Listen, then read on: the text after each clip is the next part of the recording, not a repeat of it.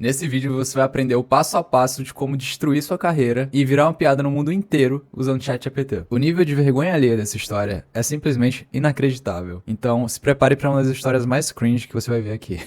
Vamos lá.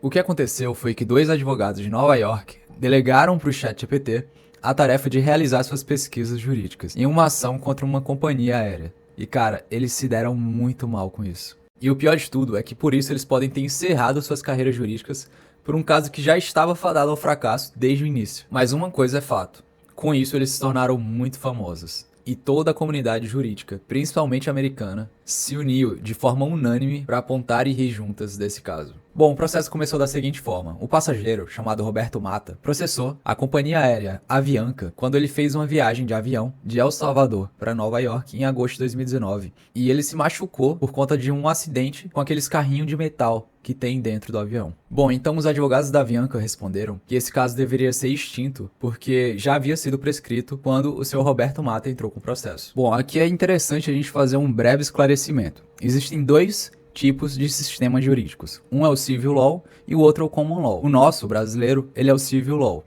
Ou seja, ele é muito mais baseado em estatutos codificados, como são os estatutos que a gente encontra em diversos códigos, como os códigos penais, código civil, código consumidor e etc. Então, os nossos direitos são encontrados nesses estatutos, nesses códigos. Já o outro sistema jurídico é o Common Law. O Common Law, ele já é muito mais baseado na jurisprudência e nos precedentes legais. Então, quando eles querem provar algum direito, eles trazem muito mais a jurisprudência. A jurisprudência lá tem um poder muito maior do que dentro do nosso sistema jurídico, porque lá todos os direitos praticamente são baseados nesses precedentes legais, nessa jurisprudência. Então, feita essa observação, ela vai ser muito importante para o que a gente vai falar a seguir. Então, depois que os advogados da Avianca pediram para que fosse arquivado o processo por conta dessa prescrição, o senhor Schwartz, que é o advogado do senhor Roberto Mata, ele trouxe um novo documento com mais de 10 páginas e com mais de 6 decisões judiciais que confirmavam o direito de seu cliente de continuar com essa ação. Só que aí, cara, aí veio o problema, porque ninguém, nem os advogados da Avianca e nem mesmo o juiz, conseguiram encontrar as citações que foram mencionadas nessa petição do advogado. Primeiro, que eles não conseguiram encontrar os casos que foram trazidos pelo advogado. Segundo, que mesmo os casos que eles conseguiram encontrar, os argumentos e as citações que foram usadas não existiam nesses processos. E claro que isso tem uma razão. O ChatGPT tinha inventado tudo. Tudo. O ChatGPT inventou tudo e o cara colocou numa petição para a Suprema Corte Americana, cara.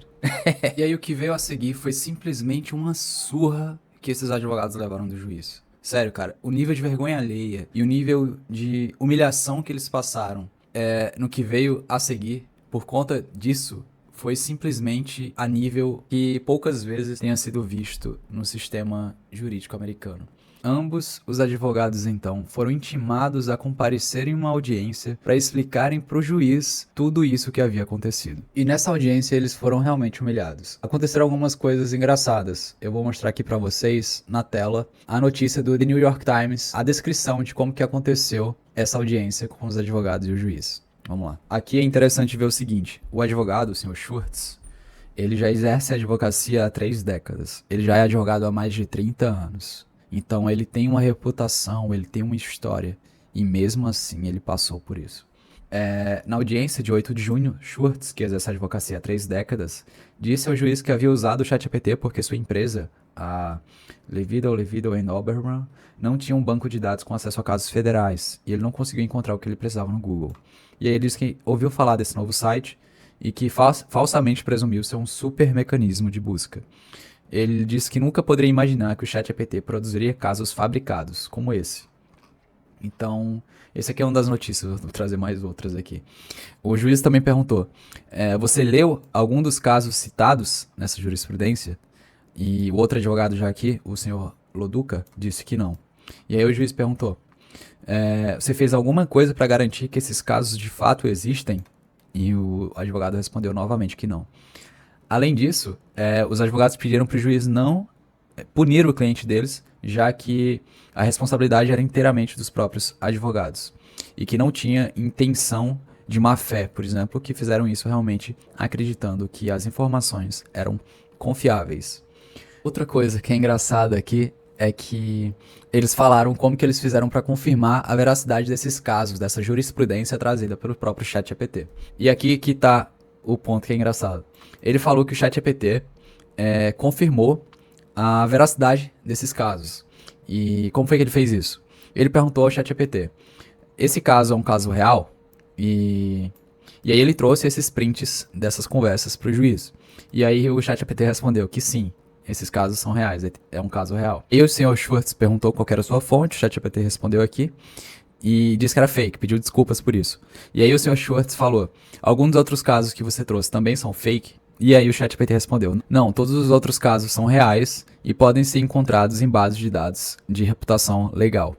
Então, cara, isso...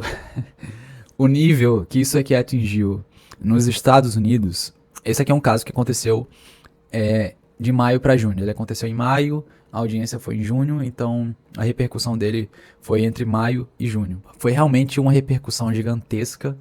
Eles se tornaram piada no sistema jurídico americano. E assim, esse aqui é um exemplo, o pior exemplo possível de como utilizar o ChatGPT, principalmente na advocacia.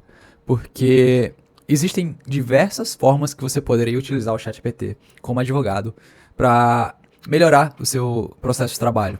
Como, por exemplo, tentar encontrar argumentos, tentar revisar alguma parte de algum contrato, tentar, sei lá, fazer um modelo de uma petição, ou até mesmo adaptar um modelo. Cara, tem muitas coisas e muitas formas de aumentar a sua produtividade como advogado, usando inteligência artificial e o ChatGPT. Mas uma forma que não dá para usar é para pesquisar a jurisprudência. Não dá, porque o ChatGPT alucina. O ChatGPT tem alucinações. Alucinações são quando ele cria informações que não existem. E principalmente nos Estados Unidos, onde, como eu falei, eles têm um common law, em que essa jurisprudência tem um poder ainda maior, tem um peso ainda maior. Então, tentar usar o ChatGPT para trazer jurisprudência, ainda mais nos Estados Unidos, ainda mais na Suprema Corte dos Estados Unidos, é simplesmente... cara, é sem palavras para descrever o quanto que isso aqui foi horrível. Foi horrível para a carreira deles e é horrível para qualquer advogado que tente utilizar dessa forma. Porque realmente o ChatGPT não dá para confiar em fontes que o ChatGPT traz. Você tem que verificar, cara. Eu acho que a principal coisa aqui é verificar. Dá até para pedir informações para o ChatGPT, caso você queira, eu quero testar. Mas não dá para fazer isso sem testar, não dá para fazer isso sem verificar essas informações para confirmar a veracidade delas. E esses advogados aqui, muito provavelmente, talvez tenham encerrado suas carreiras com isso. O resultado dessa audiência e a punição dos advogados foi a seguinte. O juiz colocou uma multa de $5.000 a esses dois advogados. E, além disso, ele fez um parecer de 34 páginas, onde ele falou que essa era uma situação sem precedentes. E ele também ordenou que fosse enviada a cópia desse seu parecer para cada um dos verdadeiros juízes, cujos nomes apareceram nesse parecer falso feito pelo ChatGPT. Ele escreveu também que ele não ia ordenar que os réus, no caso os advogados Sr. Schwartz e Peter DeLuca, pedissem desculpa aos juízes, cujos nomes estavam nessas opiniões falsas, sob o argumento de que um pedido de desculpas forçado não é um pedido de desculpa sincero. Ou seja, ele esculachou os caras. E ele falou que qualquer decisão de pedir desculpas é deixada inteiramente para os réus. Caso você queira, de fato, aprender a usar o ChatGPT e a inteligência artificial da forma correta para não acabar como esses dois advogados e enterrar sua carreira, eu aconselho que você entre no ChatGPT de Elite, o link vai estar aqui embaixo, que você vai aprender a usar e a treinar a inteligência artificial da forma que vai realmente proporcionar para você a maior produtividade possível. Além disso, se você gostou do vídeo, não se esquece de deixar o like e de se inscrever no canal. Isso ajuda demais.